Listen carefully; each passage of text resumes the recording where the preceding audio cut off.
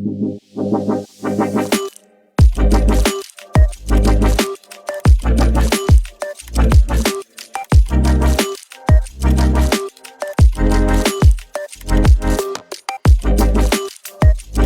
HTTP requests in our course project. So here's the recipe book as we left it after the last course project section.